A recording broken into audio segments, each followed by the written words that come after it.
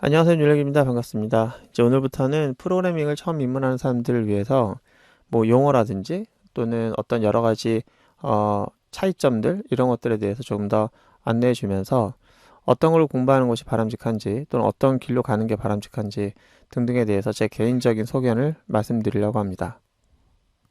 일단 오늘은 그 첫 시간으로요. 저희가 요즘에 프로그래머라는 말과 그 다음에 개발자라는 말을 혼재해서 사용하는 것 같은데 차이가 없을까요? 약간의 차이가 좀 있겠죠. 오늘은 그 차이를 좀 설명을 하고요. 그 다음에 개발자분들이 많이 계시는데 그 코딩을 꼭 해야 되는가? 개발자가 코딩을 못하는 게 실력이 없는 것인가? 이제 그런 거에 대해서 간단하게 짚어보도록 하겠습니다. 자, 여기 한 마리 새가 있는데요. 이 새는 높게 날 수도 있고 또는 낮게 날 수도 있을 것 같아요. 그래서 낮게 날게 되면은 그 거리에 있는 내용이 자세히 보일 것이고 높게 날게 되면은 거리에 있는 내용들이 자세히 보이진 않지만 거시적으로 큰 구조를 볼 수 있겠죠. 요즘엔 프로그래머가 이렇게 높게 나는 새와 낮게 나는 새처럼 둘로 나눠지고 있는 그런 세상에 살고 있습니다. 옛날에는 프로그램의 크기가 크지 않았기 때문에 작은 범위 내에서만 볼 수 있었고 그러다 보면은 그 내용을 자세히 들여다볼 수가 있었어요. 그래서 옛날에는 이 컴퓨터를 통해서 어떤 특정 문제를 해결하기 위해서 이 절차를 만드는데 굉장히 많은 시간을 보낼 수가 있었는데요. 그런 사람들은 어떤 이론을 좀 알고 이제 그걸 가지고 이 절차를 만들어내게 되죠. 예를 들어서 우리가 해결해야 될 문제점이라고 하면은 만약에 그림을 그리는 그런 도구를 만든다고 할 경우에 그 도형이라는 개념을 가지고 이동하거나 지우거나 또는 축소하거나 확대하거나 또는 영상이라는 걸 가지고 자르거나 합치거나 또는 반전하거나 왜곡하거나 또는 파일을 가지고 저희가 압축이라든지 해제라든지 기타 등등에 대한 그런 문제점들을 저희가 절차를 만들어서 해결하는 그런 시간을 많이 가질 수 있었겠죠. 그래서 이런 사람들이 가지고 있어야 할 기본적인 이제 소양이랄까요? 그런 것들은 어떤 이론을 가지고 있어야 돼요. 예를 들어서 도형에 대한 이론이라든지 영상에 대한 것들 또는 파일에 대한 이해를 하고 있는 상태에서 수학적인 내용을 좀 알아야겠죠? 그래서 그걸 가지고 어떤 특정 문제를 해결하기 위한 그런 능력이 있어야 되는 거죠.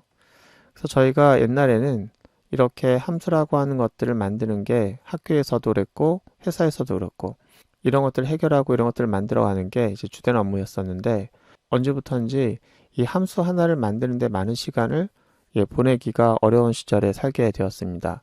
프로그램이 굉장히 커졌어요.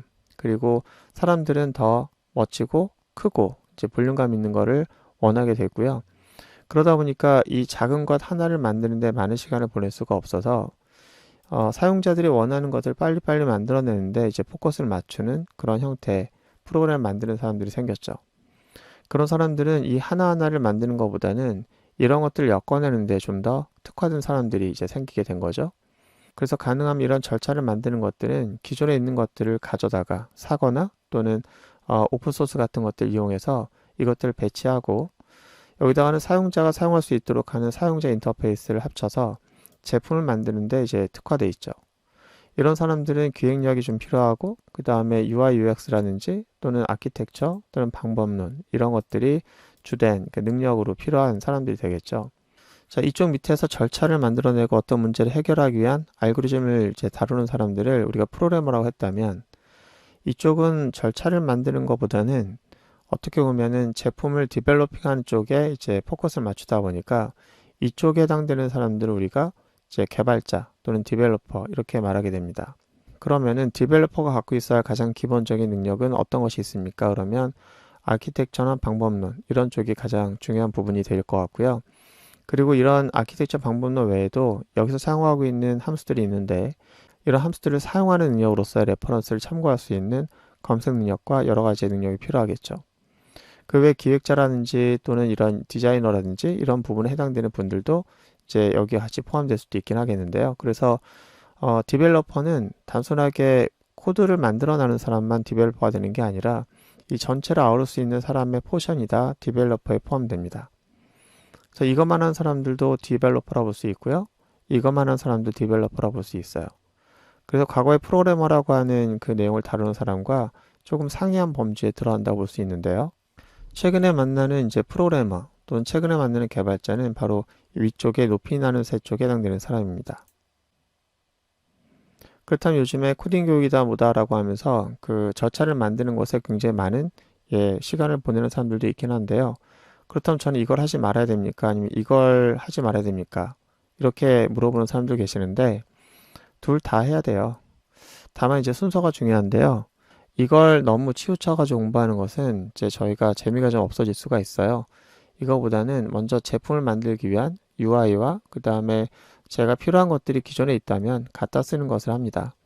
그리고 자기가 이걸 가지고 제품을 만들면서 너무 이제 중요한 부분이 있는데 그 중요한 부분이 만약에 존재하지 않거나 내가 구할 수가 없다면 그때 딱 필요한 그 나만의 특제 소스 같은 것을 만들 수 있는 정도의 알고리즘을 구현할 수 있어야겠죠.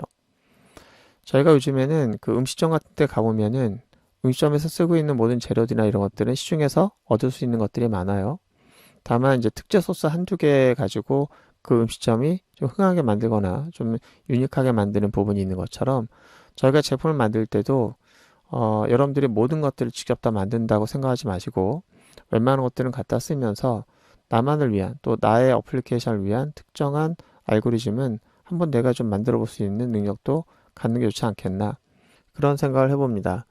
저희가 이 코딩이라고 하는 걸 통해서 사실은 모든 것을 다 만들어내는 것은 불가능해요. 왜냐하면 제가 모든 이론을 다 알 수가 없고 모든 것을 구현하기 위한 그런 시간도 존재하지 않습니다. 그래서 여러분들은 코딩이라고 하는 것을 할 때는 어느 정도 범위 내에서 공부를 해야 되냐면은 일단 내가 제품을 만들고자 하는 그 타겟이 있어야 돼요.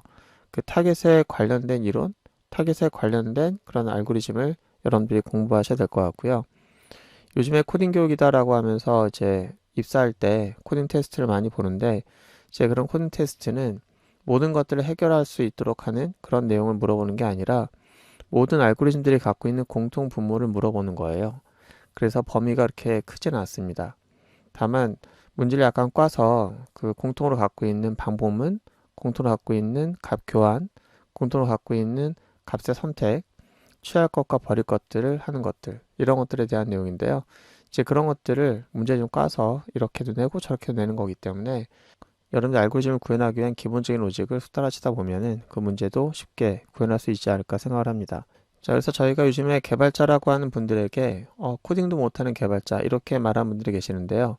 개발자는 코딩을 꼭 해야 되는 건 아니에요. 다만 코딩을 하면 특제 소스를 만들 수 있다 이렇게 볼 수 있겠고요. 개발자는 오히려 거시적인 눈을 좀 가지고 있고요. 아키텍처라든지 또는 방법론 이런 것들에 좀 시야를 갖고 있어야 될 것 같고 그게 실력이고요. 그리고 사용자들이 원하는 것들을 빨리빨리 캐치해서 그와 관련된 트렌드한 제품을 만드는데 시야를 갖고 있는 것 그것이 개발자로서의 능력이라고 볼 수 있겠습니다. 물론 특제 소스를 만들 수 있으면 더욱더 좋겠죠. 자, 오늘은 코딩에 대한 내용과 그 다음 개발자, 프로그래머에 대한 차이점에 대해서 간단하게 좀 알아봤습니다. 오늘 고생 많으셨고요. 다음 시간에 다른 주제 가지고 또 설명드리도록 하겠습니다.